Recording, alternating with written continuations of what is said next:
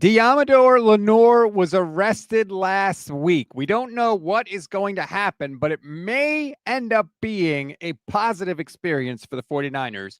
We'll explain.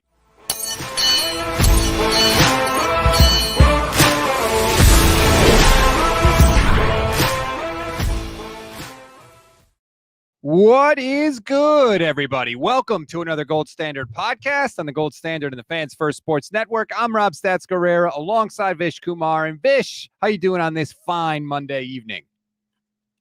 I cannot complain, Rob. I cannot complain. Good. That's what we want to hear. I'm doing better than some related to the 49ers. Let's just leave it at that. We all know what has transpired here in the past couple days. If you don't know, let me just give you the quick update. Deommodore Lenoir was arrested on Thursday night in L.A., charged, or I should say he was arrested for obstruction of justice. Apparently, he was with some people.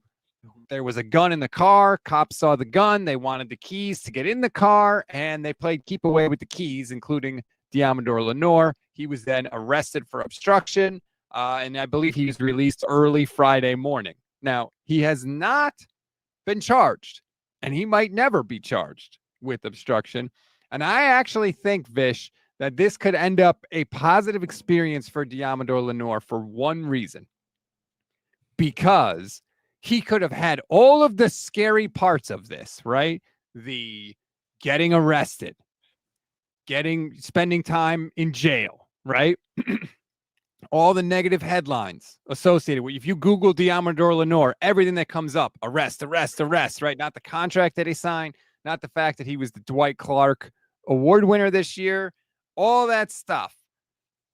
And he might not have any negative consequences at all. So he may have this might be like a scared straight situation, right? Where it's like, oh my God, all of a sudden this happened so fast. I was out with my boys and all of a sudden this cop is asking me questions, then he's arresting me. And it may turn out to be a giant nothing burger, but it could be a good example. And I know this is a long rambling answer, but just of how quickly things can turn for an NFL player. Maybe. I think this is just like an unlucky situation that he's a famous guy.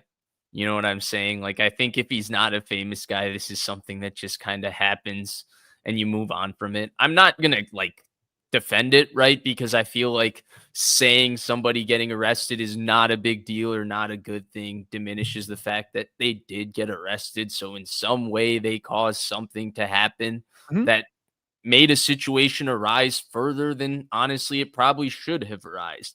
And so in that way, Deommodore Lenoir might need to learn a lesson. But I think beyond that, again, I don't want to make an arrest much ado about nothing because it's an arrest, but this is as close as that gets to anything in my mind. And you know what? I'm glad that it was this, because when I first saw the news, Rob, I got a little scared. I really did. I was like, this has been such a good offseason. It's almost like someone jinxed it. And then I clicked the TMZ article and I'm like, oh, wait, I don't really even understand what he did. And then I read the TMZ article again. And I was like, oh, I kind of understand what he did. And then I read the Twitter comments. And then I read the arguments on, maybe not on Twitter, but yeah, it was on Twitter about whether arrest is a good thing or a bad thing. That there was now a morality ethics going on whether people you like getting arrested is a good thing. It's a fascinating psychological conversation that Deommodore Lenoir brought about this week. I just think, look, did the cops have to arrest him? No, absolutely not. Cops let people off the hook for misdemeanors all the time. They didn't have to arrest him. Now, did Deommodore Lenoir have to play keep away with the keys? No, absolutely not, right? Like both sides, I think there's some criticism, like it didn't have to go down the way it went down. Interestingly, he does not have to get found guilty of obstruction or even charged with obstruction for the NFL to penalize him under the personal conduct policy. Obstruction is specifically listed as something that you cannot do, and you don't have to even be charged, and the NFL can still penalize him under the policy. Now, I don't think they are going to. I would be stunned if they actually did, but they have the right to. And Vish, correct me if I'm wrong, but if you violate the personal conduct policy in at least some instances, I believe teams could go after some of your guaranteed money if they wanted to. I think. I'm not 100% on that, but I think that they could. Oh, okay. If that's true, that's scary as hell for Deommodore Lenoir, right? Right? Like this turned into like a whoa situation out of nowhere. To your point, and I could be totally wrong on this, so please let me know if I am. But I guess the example of this I remember was Ray Armstrong. Didn't he get arrested for obstruction because he barked like at a police dog? And yeah. Do you remember Ray Armstrong? I remember the player. I don't remember. Yeah. Ray Armstrong, number 54. And so I think in 2017, maybe, and he might have gotten arrested for some other charge. I'm not too familiar with the law, but I thought it was obstruction. I thought he got suspended 2 games from the personal conduct policy. And the reason he got arrested was because he went and antagonized one of those police dogs. He went and barked at it. So I'm just looking at this. Ray Armstrong cleared after investigation involving police dog. He did not act maliciously when he confronted a police dog just before the start of a game against the Steelers. They'd been trying to determine whether his conduct constituted taunting of a police dog, a third-degree felony. He lifted his shirt, beat his chest, and barked at the explosive detecting dog before telling a deputy to release the animal, which she did not. Man, good memory by you, Vish, on that. I did not recall that. But anyway, what I was getting to, because that was hilarious. I hope everybody enjoyed hearing about that. I enjoyed going down memory lane with that one. Zero Shift asked the question to me, which is, how can the NFL do something with when they really haven't done anything to me about the Rashee Rice situation? The NFL is generally loose with punishment unless like people react in a way that's like, oh, this guy needs to be punished. And then the NFL is like, oh, 4 games. And then everybody's like, no, he should get more. And they're like, fine, 8 games. And then they're like, okay. And then the NFL is like, okay. And I don't think anybody cares about a consequence for Deommodore Lenoir. So I think he'll be okay on that area. But isn't the Rice thing like still being adjudicated legally? I think so. But I think at the end of it, right? Like, what do you think the NFL is going to give him? 2 games? That's what they were talking. I've heard like Mike Florio talk like 2 games last year when they were. Yeah. I think it's just the type of thing where they let the whole legal process play out. And I think is what the case is. I don't know. But so with Lenoir, the next thing is they have to decide whether or not they're actually going to charge him with obstruction. And I got to imagine if I'm a prosecutor, I'm like, do I really want to waste my time going after this guy for throwing keys? Like, yeah, we could charge him, but like at worst, he wants to set an example. At worst, like the penalty is going to be like probation. It's not like he's going to jail, right? They're not locking up Deommodore Lenoir for this. So it's like that's why I don't think it's going to be a thing. Now, technically, the NFL could do something.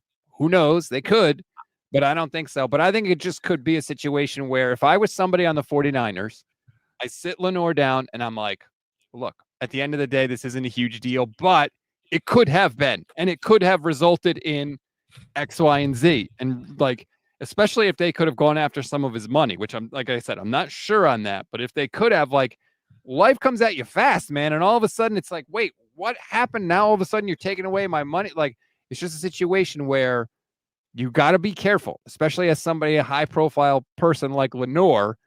And I'm not saying he is blameless. I'm not saying he did everything wrong, but just be careful when you're out there, man. Yeah, I disagree about sitting him down about that, but I would sit him down from this perspective. Like, you just gave him an extension this year, right? And it might not have been the most lucrative cornerback contract, but 5 years, $92 million on the face value is a hefty extension for him. He's the young star that you're kind of prompting up in your defense, right? Like Bosa, Warner, these guys are established. Everybody knows about these guys. Lenoir was the guy who kind of vaulted himself into, he's one of the 49ers defensive stars last year, and he became one of their most reliable players. And I think you have to sit him down from the standpoint of, we paid you we're now invested in you. You're not just a 5th-round pick who's outplaying what he did. Like, you're one of our guys. You're one of our important players. People look up to you. People look up to you in this locker room. You can't be in the news for anything but positive news. You're like George Kittle. You're like Nick Bosa. You're like Fred Warner. We don't want them in the news for anything negative, even if it's small or even if it's not that big of a deal. Like, that's part of being a 49er. And you have to uphold that times 2 now that you've been paid as such, and we expect you to be one of our leaders. And I think he'll follow through, honestly. Like, he seems like a guy who really wants it. I think the whole thing is just kind of funny. It's not Ray Armstrong, Rob. Nothing will beat Ray Armstrong. Well, yeah, barking at a police dog. But yeah, no, I agree. All that's part of the conversation with Lenoir. And the Niners have been really lucky. Like, in this era, they've had none of that, especially from their stars, right? Kittle, Bosa, Warner. They haven't had to worry about any. I mean, the biggest controversy they had was like Jimmy Garoppolo going on a date with a porn star. That was like doing this at the club, right? Like all their stuff, all their drama was just football related, right? So yeah, I think that's part of the conversation with Lenoir again. I don't think it's a big thing at all. That's why, like, when I heard about it, I didn't like, oh, I got to go downstairs and go live. Like, no. So you're telling me you didn't even have like a real, like, immediate, like, oh, stomach, like, Deommodore Lenoir arrested? Well, when I saw the news, I was like, I need to investigate why. If it had been, something else, it could have been a much more serious situation. But when I saw, because like I felt like the details came out kind of right when the news broke, and it was like he threw the keys, and I was like, okay, I'm not doing this. Like, no. So that's why I didn't do it. But yeah, all right.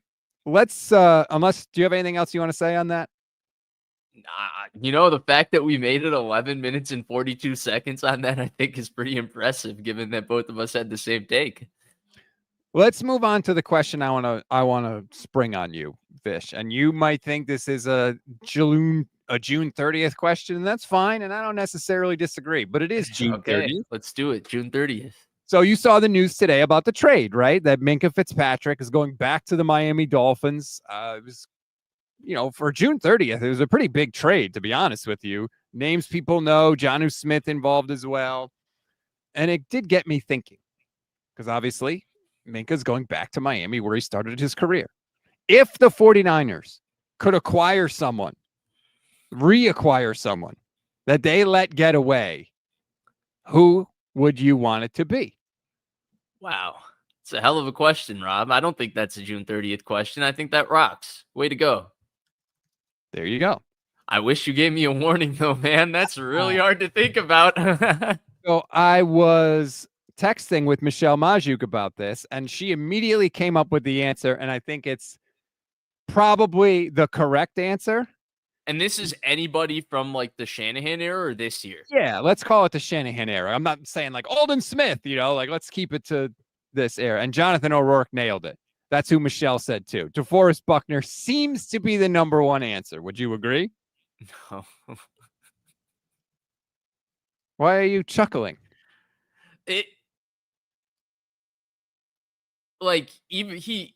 He's just never been, and this is just a controversial take, but I think there's a reason they kept Armstead, and they even entertained that thought then, because as good as Buckner is, right? Like, Buckner is extremely durable. He plays every snap. He's tough as nails. He's got cardio for days. He hustles his ass off on every snap. He creates consistent interior push. The one thing Buckner doesn't have that this scheme kind of needs is just physical, overwhelming strength to be a 3 technique and a wide 9.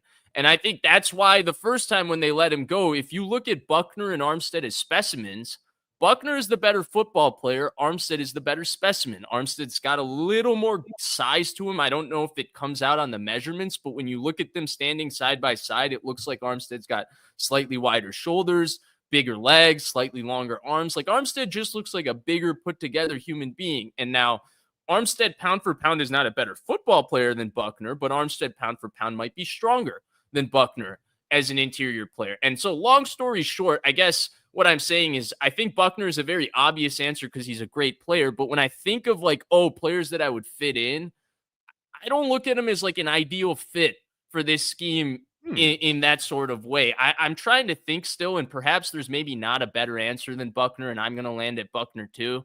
But I guess I'd like to give this a little more thought before I come to an answer. No, we don't do that in sports media. Instant reaction. That's what we want. No thoughtfulness required here. But let me throw out some other names to you, just, to get the wheels spinning.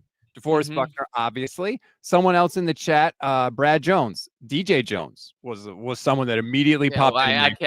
I can't say that. I can't say that over DeForest Buckner, right? Yeah. That's a terrible answer over DeForest Buckner. Come on, that's DeForest Buckner. But as I go through some of these names, DJ Reed, Charles Omenihu, Jimmy Ward would be, considering the state of the 49ers safeties right now. But obviously, Sure, but he's now dealing with, like, I would love Jimmy Ward if you said prime Jimmy Ward that's not 32 dealing with whatever situation he's dealing with too. Yeah, like right. When you think of him as when you think of him as a nickel and a safety and then integrating him with what they have in Lenoir and Renardo, like that's awesome, right? Like they have a real amazing secondary with a prime Jimmy Ward in there. But I also don't know that Jimmy Ward is a meaningful enough answer from me, Rob, to go over you and Michelle saying DeForest Buckner, because the guy is, what, 2-time All-Pro with the 49ers? 1 time at least. Nope. Second team All-Pro in 2019, but the only All-Pro that DeForest Buckner made was his first year in 2020 with the Colts. Oh. Ooh, okay, Rob. Maybe there's something to Jimmy Ward. Nah, I'm not. I wouldn't push it, but I like it. I'll ponder. Yeah, and again, I wanted the Jimmy Ward off the field stuff. We're just looking at this from football perspective. Right, just strictly football. And we're thinking almost prime, right? Like even Buckner, we're trying to zero him back a couple years. Or is it like today, Buckner? Let's say today, since the trade went down today. Oh, I don't know that I want today Jimmy Ward or today Buckner. A lot of the names, though, like Wedge Antilles says, Dre Greenlaw, a lot of the names are people that left this year because the 49ers in the Shanahan era haven't really let anybody go that they really regretted. Yeah. Jan says Charvarius Ward. So that's one I thought about too, but then like if you take prime out of it, like it's hard to tell if, they got 3 really good years from him, and he's at the age where corners usually go down, not up. Yeah, I think that Mooney Ward is one of the best free agent signings in the history of the 49ers. I think he was phenomenal. Like, he was better, I think, in San Francisco than he was with Kansas City. Yeah, and he was good. He outplayed his contract. Like, he's fantastic. There's obviously, again, off the field stuff with Charvarius Ward that, he did not want to be back in San Francisco for completely understandable reasons. But most of the names are Greenlaw, Ward. No one's sitting there saying Mike McGlinchey, right? Like, well, so I was thinking lineman, but right, McGlinchey, when you equate his contract and all of those things, right? No way. Jan I think, got another intriguing one with DJ Reed. Like, sure. I said DJ Reed. Oh, okay. You're on it too. That to me is interesting. I would talk about that one. Well, because when you look at the weak areas on the team right now, secondary. Right. And linebacker. It's not even as much weak as they've never had that third corner, right? That's why Jimmy Ward is so awesome, because he feels like they don't have a starter really at safety because Mustafa is racing back from the ACL. I don't trust Brown, but we'll see. Ward fills that because he's so consistent and good there. And then he can also play nickel, which I know Lenoir's their nickel, but Lenoir can also play outside. Now you have Lenoir, Green, and Ward. Like, that's something you can work with as like a corner trio. And so you have a guy who can kind of play into both spots. DJ Reed similarly fits into that. And the 49ers are still looking for that answer at third corner, right? Like, Trey Brown is going to get a chance to compete for that. Like, I don't know that any of us want him competing for that job ideally, but that's the state of third corner in the modern NFL. If you could throw DJ Reed or Jimmy Ward into it, I think that would mean a lot. And as good as Buckner is, I don't know that defensive line, because they really did go into their front seven and do what we asked in this draft, which is draft guys for it.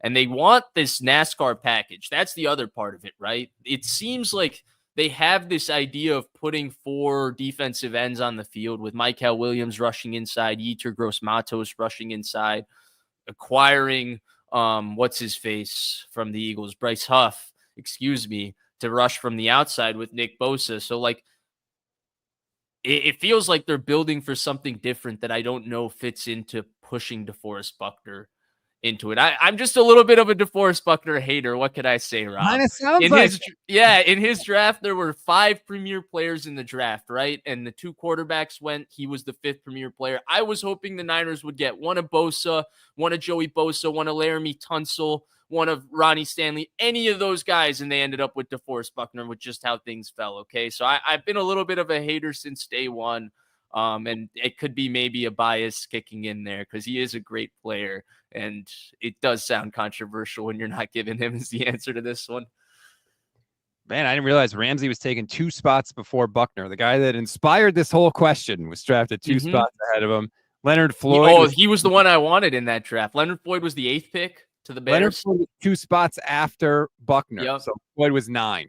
9 to the Bears. Who was 8? Ronnie Stanley? Ronnie Conklin. Stanley was 6. Jack To the Titans. Buckner was 7 to the Niners. Ronnie Stanley was 6 to the Ravens. Who was 5? Corey Davis, Tennessee Titans? No, Jalen Ramsey was 5. Oh, Jalen Ramsey. Well, Corey Davis was the next draft, right? 2017? Yeah, I don't know. No, there was no Corey Davis in that draft. But 5 was Ramsey. Who was 4? I'm surprised. Zeke Elliott. Yes. I'm surprised and then 3 was Bosa. You're like the only 49er fan I know that's down on DeForest Buckner. I feel like he is sort of evangelized as like, if we only kept DeForest Buckner. I mean, say what you want. Like the Niners defense was I like that really move, good dude. After DeForest Buckner. I think giving up the 14th pick for DeForest Buckner is a total win.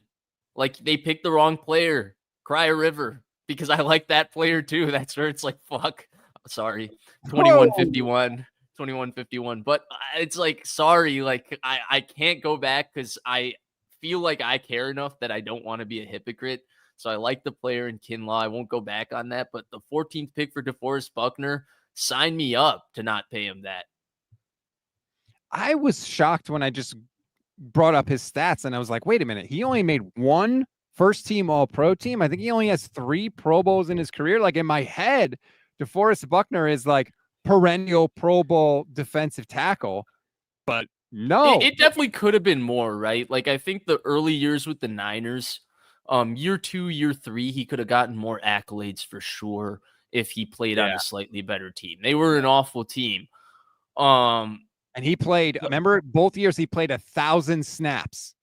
That was like the big thing with DeForest Buckner was like, and that's the thing with them, right? And he plays 1,000 snaps at 100%. There's very few players like that. But I think the one thing that always got me, Rob, is his comparison when he came out was Calais Campbell. That's what people were saying. It's going to be a 6'8", like dominant player. And Calais Campbell played in the NFC West for like 9 years for the Arizona Cardinals. So I've watched a lot of Calais Campbell in my life. Calais Campbell was dominant. Calais Campbell, when he got his hands on you, he was so long that you wouldn't be able to get your hands back on Calais Campbell. And the thing with DeForest Buckner that always I found interesting is his skill set was rushing of a smaller guy for a huge guy. Like for a 6'7" frame, it wasn't like DeForest Buckner just put his hands on you and moved you back like he was Chris Jones. DeForest Buckner's best move was his swim move to win with his quickness, his hustle. DeForest Buckner's best plays was him tackling the running back 8 yards down the field because he hustled from the other side of the field. And so, like, there were very few, like, physically dominant, like, penetration plays from Buckner. And this is a very reductionist football argument. It's not a nuanced way to analyze an excellent player. This is picking out an excellent player and saying why he's not a more excellent player. But when we're talking about, like, the great defensive tackles, like Chris Jones, 2nd and 3, Chris Jones, this is a meaningful 2nd and 3. He picks up the guard, throws him aside, and tackles running back for a 2-yard loss. I never saw that from DeForest Buckner. And you can say what you want about Eric Armstead, but when I make that comparison, the reason I say it is because Armstead had moments where he was just physically overwhelming. He was too big. He was too powerful. People couldn't handle him. And Buckner was always a more consistent player. He's a better football player, but he was never like physically overwhelming for anybody. And he, again, like when you say Calais Campbell, Rob, you're saying a 6'8", 300-pound defensive lineman. You're saying Calais Campbell. Like Calais Campbell to me is going to the Hall of Fame. I don't think DeForest Buckner's that. By the way, you're going to get to see more of Calais Campbell because he's back in the NFC West this year with the Arizona. Guy never retires, man, and he's still pretty good. Yeah, he is. A couple other names I want to get to. Jonathan O'Rourke says, what about Azeez Al-Shire? Again, it goes back to, we look at the 49ers linebacker room. Would you rather have Azeez Al-Shire right now or D. Winters / Nick Martin? Well, they like D. Winters this offseason, right? He was the talk of minicamp as the improvement player. And I like Nick Martin. I like going younger and younger with the run and hit linebackers. I think there's a life cycle to playing that style. I think Azeez is 1 year closer to being done than he's 1 year closer to being closer to his prime, if that makes sense, just physically how he plays. Nick Martin and D. Winters really do run fearless. And if D. Winters is really just running around and hitting everything that moves, I'm excited to see that. Azeez Al-Shire was 27 last year. Man, I feel like he's been around a while. He's still young, though, but... dude, 27 with his style, we're right there. 6'2", 228 for Azeez. What a career he's carved out for himself, man. Undrafted. Given the whole story at Florida Atlantic with his knee, him running. What a story. What a story. Crazy, man. And they were, God, those linebackers. Dre, Azeez, and Fred. Woo! Hey, maybe D. Winters can have something to him, man. Talk about that speed. And look, they need desperately D. Winters or Nick Martin to step up. How about Nick Martin, like breaking his thumb, working out, missing 0 time whatsoever? Like not going to miss time, doesn't need surgery. That's what our linebackers do, man. You remember when Pat and Bo played with the clubs? Yeah, well, God. Patrick Willis played with the club at Ole Miss, too, and was destroying people there. But Azeez Al-Shire is a good one. And then there was Jonathan O'Rourke said Chase Young as a rotational pass rusher. I thought about that one too, but then I was like, Chase Young, Bryce Huff isn't like that's the sort of role, right? Because I think Michael Williams' number one thing is going to be that he's going to set the edge on 1st and 2nd down. So that's not going to be Chase Young for this defense. No. I would agree with you. By the way, I kind of want to just, and this is part of it, Rob, like Chase Young might be better than Bryce Huff, but I kind of want to give it a spin with Bryce Huff because I saw it with Chase Young. Yeah, no, I would much rather have Bryce Huff. I think what Jonathan's saying is have both. Oh, I see. Well, yeah, right, because it's the addition, right? Yeah, so it wouldn't be an either or situation. I wouldn't mind. Like I said, I've said it a million times this offseason. You can never have enough pass rushers ever. They're like good pitchers on a baseball team. So you want an Anthony Zettel to come back? Who? You don't remember Anthony Zettel? No. He was the white guy who played defensive end when Bosa got tired in 2019. They signed him after Ronald Blair got hurt. Dude, Anthony Zettel played 1 game for the 49ers. He had 1 assisted tackle in 2019. How do you remember that? Because, man, I actually have a really weird reason why I remember it. Because in 2019 specifically, me and my dad used to watch the games together. I used to call it studs and duds, okay? Studs and duds. The Niners defense had an enormous difference when the studs were on versus when the duds were on. And the duds would play like four plays in a row, and it would go 1st and 10, 2nd and 3, 1st and 10 again. And you'd be like, put the studs back in. Come on, man. Put the studs back in. Put the studs back in. You know, like they moved the ball a couple of first downs. And so this tease was, if you weren't watching the game, Zettel from the right angle, because he was so much smaller than Bosa in his pads, but just because he happened to be the other white guy on the defensive line, Zettel could make you think Bosa was in the game. If you came out of the bathroom, you caught the game at the right moment. Yeah, that sort of thing. And so that's why I really remember Zettel, because a couple of times it was like, fuck, man. 29-18, the duds are back in. We used to do, when I was at ESPN Radio, I used to work on a show called Game Night, and they still have Game Night there, actually. And we used to do a segment at the end of the show every night called Studs and Duds, and it was like 3 outstanding performers and 3 names that were terrible, and that was my job, was having to come up with the studs and duds every night as a little PA, Oh, Googling okay. stuff in the studio as each one. So I had to write it out and give it to the hosts. It was the whole thing. So it's funny that you said that. Brisbee Life on Twitch So says, the athletes were getting mad at the host when you were really the one picking out yeah, the duds? yeah, no, I was absolutely the one. Yeah, PAs would do that stuff all the time. Brisbee Life on Twitch says Vish isn't old enough to start forgetting this crap yet. I suppose that's true, Brisbee Life. Yeah, It's a young honestly, man's game. I do sometimes wonder though, like I've had like a few realizations in my adult life. Because like I've been doing the streaming, right? Like a lot of you have seen me since college. So you've seen like this transition. I've had a few realizations in my adult life. Like I know way too much goddamn crap about football. Like I don't know why I know all of this, and I don't know why it's so important for me to know all of this, but like yeah, I've had a few realizations. Like, why do I care so much about this? Oh, dude, the amount of useless information rattling around in my brain is beyond compare. We, for about 15 minutes this offseason, we could have said Kyle Juszczyk and we could have said Ross Dwelly. But guess what? They're both back with the 49ers. Yeah. The Ross Dwelly one got me a little bit more. Yeah. I mean, they're Can't really body though, I think, right? You think? It's going to be So. Well, who's their back? It's Kittle, it's Farrell, and who's tight end 3? It's not going to be Mason Pline. I don't think. I think Dwelly will make the squad. You think so? Yeah, plus they love him, dude. They love Ross Dwelly. Kittle loves Dwelly. I feel like this offseason is about keeping George happy, right? You brought Juice back. Now you get Boss Ross back in the fold. In a way, it does feel like that, right? Which I don't mind, like keeping George happy. Okay, like George deserves to be happy too, but George got I a don't good know. life. See him partying with Look, Taylor Swift.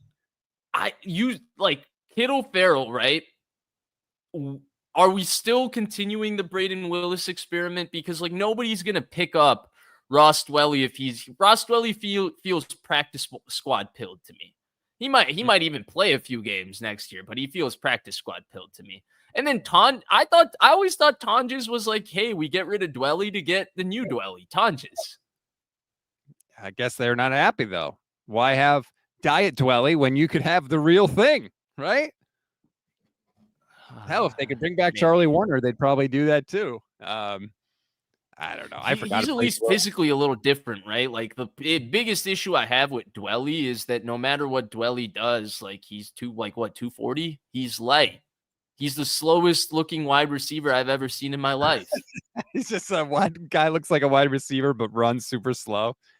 Yeah, I mean, look at his legs and like lower body and hips, like the way he's built compared to the way George Kittle is built, right? Like Dwelly is built like these linear athletes, like Kobe Fleener from Stanford, Colston Loveland, the guy that the Bears just took from Michigan. These Jordan Reed, these super like long guys, thin legs. They're almost built like big wide receivers. They run well, except Dwelly doesn't run that well. He shakes. He doesn't run that well. Like look at Kittle, right? Like look at Kittle's legs, look at Kittle's shoulders, like look at the way Kittle is built. It's just like a different build. And I feel like in the NFL specifically, because professional sports is so in the margins, like body type, these sort of things make such a massive difference in your ability to do a job, right? And the 49ers has so much blocking of these guys. And I don't think Dwelly is not an assignment sound player. I just think physically he's only capable of doing a part of it. I will never forget seeing George Kittle in person, like up close, because he was on our show, PFT, at one of the Super Bowls. I can't even remember which one, but he came on the set. And I remember thinking, like, this guy is so much bigger than he is a huge guy than he looks on TV.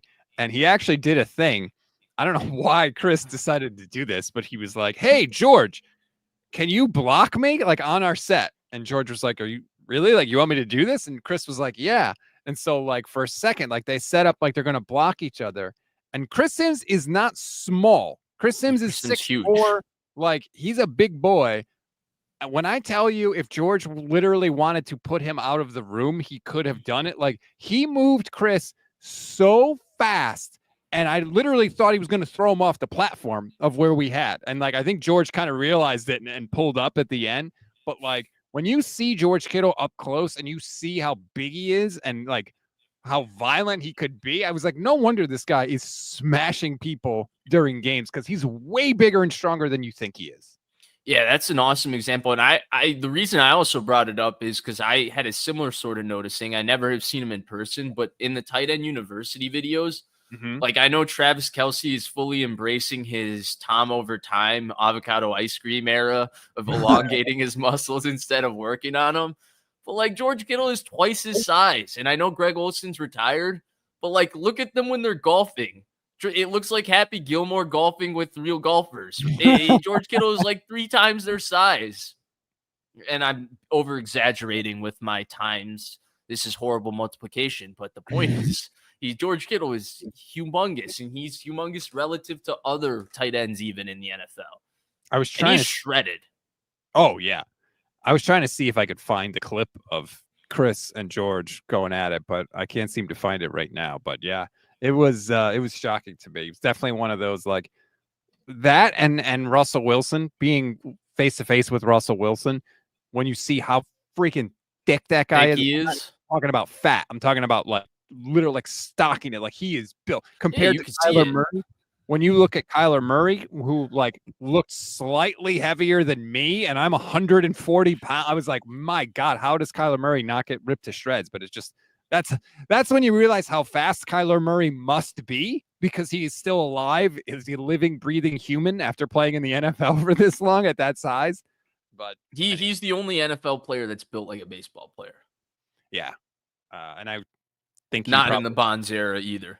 I wonder if he wishes he played baseball, considering the way his NFL career is gone. One playoff game in his career, and he didn't want to he refused to go back in the game at the end of it. Remember that? You know, I think he's such a good example of, like, I guess the danger, and I don't even want to say this like an old guy, but or like old guy analyzing youth sports, but like the danger of if you are the star in youth sports all the time, you don't really learn how to win with your teammates or as a team. And to me, Kyler Murray is that example because even in the NFL, he's not I feel like he's criticized as if he's not a good quarterback, but he is a good quarterback. The reason he's criticized is because he doesn't necessarily utilize his skill set to become as good as he can be because he kind of does his job like an individual, right? He doesn't really work with his team, I would say, in the best way that a quarterback does, in the most collaborative way. And I think that's the point when you're lucky enough to be the most talented guy on every field you've stepped on since you were probably 5 years old. I mean, first round pick in baseball, first overall pick in football. Like, this is one of the most talented athletes we've ever seen. Yep. His attitude just exudes like an athletic arrogance. Like the guy has never failed in his life, which is like awesome, right? Like, man, it would be nice to be that guy, but I'm not that guy. Unfortunately, I've failed many times in my life. And so you put those two things together, like you get this unrealistic perspective, which is good, right? Like he's good enough to be like the 15th or 14th best quarterback in the NFL, but there's a ceiling to it because there's certain like life skills. It feels like the guy never got the opportunity to learn because he never failed enough, for lack of a better term, because he was just too good. Like, what was he, 42-0 in Allen, Texas? Like, unheard of high school career. This is one of the silliest athletic careers we've ever heard of. In terms of just raw athletic physical talents, I mean, my God. I'm not saying Kyler Murray doesn't work hard to have those physical talents. No. But holy crap, like you said, one of the best athletes we've ever seen. First round pick in baseball and football. That does not happen very often. If ever. I think he was the first one to be a first round pick in both, to be honest with you. I think so, and top 10, right? Like it's unheard of. And Heisman Trophy winner, never lost a game in Texas high school football. Like everything is off the charts. But like to your point of working hard, right? Like he might work hard in terms of he's always ready to go. He does his job, his arm is ready, he's gotten the right like rest, all of those things. But part of football is 11 people working together on a play, right? And Kyler Murray has never had to rely on other people because up till the NFL, he won the Heisman Trophy without relying on anybody. He won, he never lost in high school football without relying on anybody. It's a pretty like unique story where you compare that to Purdy, right, who's had to learn to rely on people, that sort of thing, and then you put them in professional like settings for all of Kyler Murray's skill sets, there's things Purdy has learned in terms of leading people, working with other people, those sorts of things through lessons Mhm. that, Kyler Murray never had. And in ways, those are more efficient skills when you're working with other adults to complete a job in a professional arena. And that's part of being a quarterback, right? You're working together with your 11 teammates to Yep. execute a play on any given down and you're leading them. It's a more conducive skill set than just, Kyler Murray's overwhelming physically gifted skill set of arm talent and running and all of those things. Jonathan O'Rourke, by the way, Bo Jackson was drafted in the first round of football, not baseball. He was, I believe, a 4th-round pick in baseball. Now, that may have been because they thought he was going to go play football, so they didn't take it. He certainly had the athletic ability to be drafted first round both. But, I agree. Everything you said about Purdy. Like, you've got a guy, he's a grinder. He's got the grinder mentality. It's the same reason that, frankly, I think a lot of the best sports analysts are not the best players because sports analysis is a job. You got to put the time in. You can't just show up and talk about sports just because you played it. And the super talented guys are not going to be the ones that are grinding on the stats, checking the third down numbers for. But I think even with the grinding, right? Like there's a second level to it, which is, I'm not talented enough to do everything to win. So I need to get this person to be able to do this because this person can do this. And if this person can do this and I do this, we win.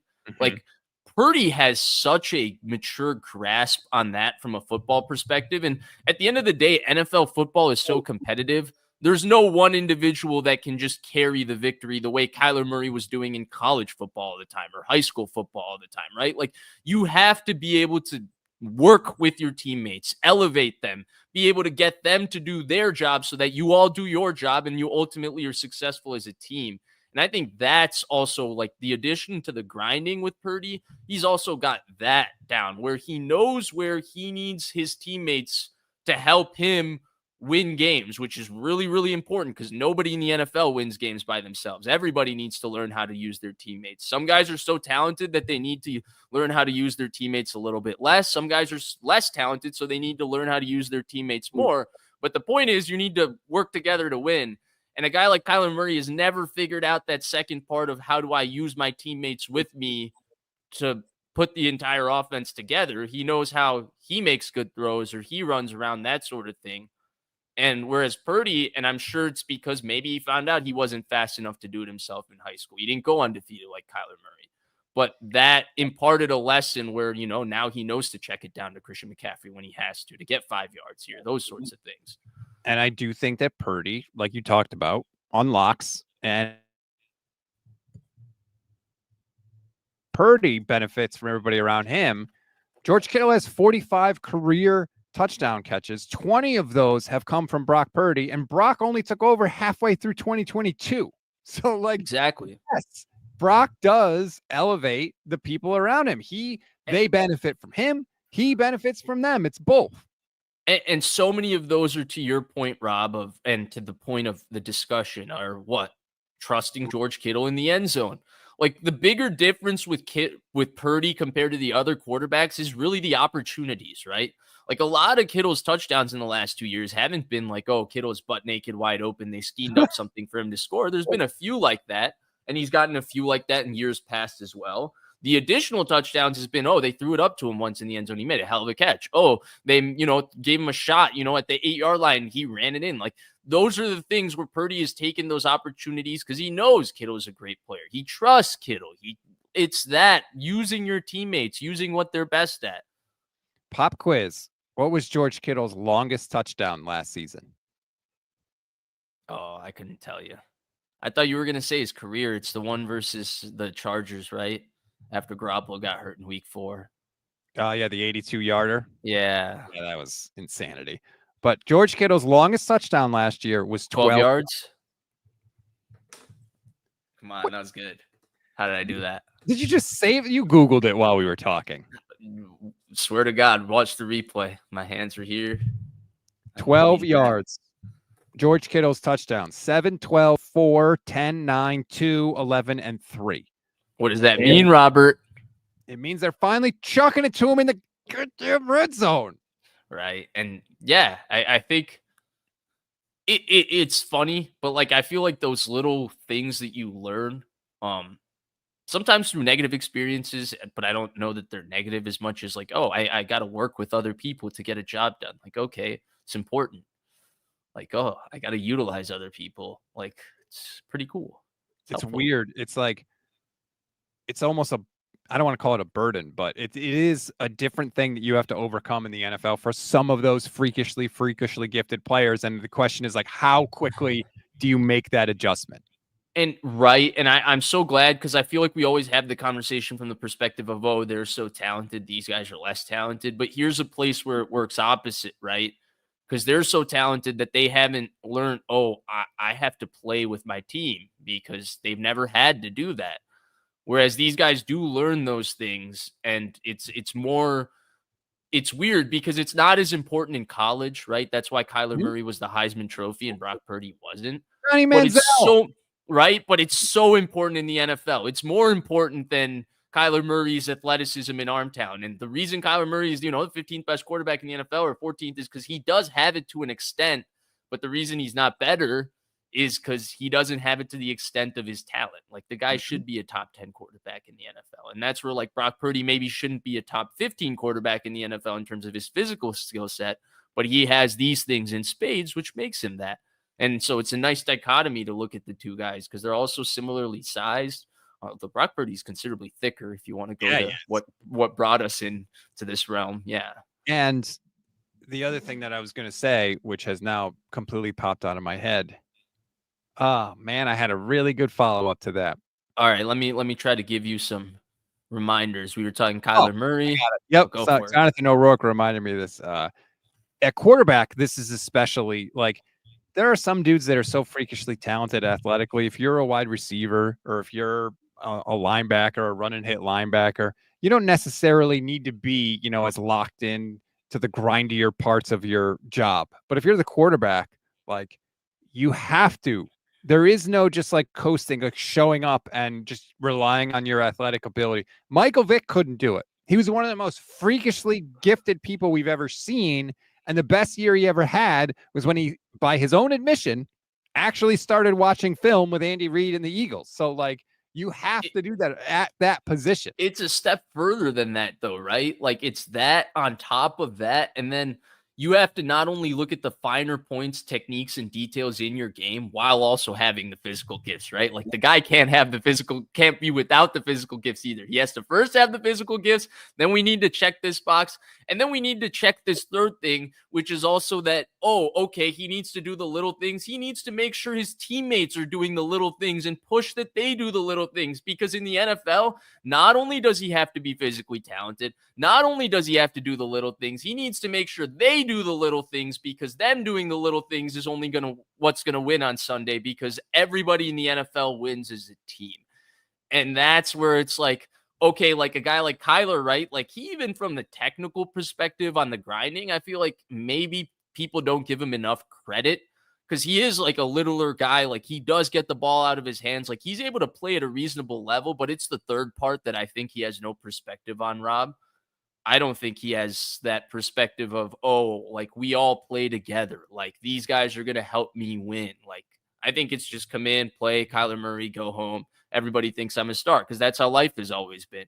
He probably showed up, played Xbox, showed up to the game, was the best player on the field, went home, played Xbox again. You know what I'm saying? Like, how do you teach somebody something different when they've never had anything but amazing success doing that? Whereas somebody like Brock Purdy had to learn all the ways they needed to figure out how to have success. And that's why he problem solves in every game because he's had limitations that have made him, oh, in this game, I can't throw it over here. It's wet. Okay, I'll find a way for us to win by throwing it over here. These are the throws I have to make, and I cannot miss them. Those sorts of things. I need to get the ball to Christian McCaffrey. I need to take this chance because George Kittle can make this play. I can't make it. It's cool. It's a weird place that we got to. I did not really think that we would get to like comparing Brock Purdy and Kyler Murray. Come on, but that's June 30th. You talked about how they looked when you saw them in person. Russell Wilson and Kyler Murray. Look at us. This is why you gotta like the video, subscribe to the channel. You never know where the conversations are going to go, particularly on Monday nights with my man Vish, bro. Always appreciate it. Please like and subscribe. As I said, we really do appreciate it. Could be adding a new show to the lineup here at the Gold Standard. Oh, you're just teasing things now, huh? Throwing that out there. We're going to have a little bit of news too. It's about the future of the network as well. It's going to be a big week. Big week for the Gold Standard. So stay tuned for all of that. Whoa. Yep. That's called the tease, my friend. That's how we do it in the business, as they say. Where do they like and subscribe, Rob? Like this video on YouTube, subscribe to the channel. There's links in the description if you want to become a YouTube channel member. Just saying, there's a link in there for that as well. You get priority comments, you get custom emojis, membership badges. It's less than $3 a month. If you would be so inclined, I would greatly appreciate it. Vish, I hope you have a fantastic Monday night. Have a good one, Rob.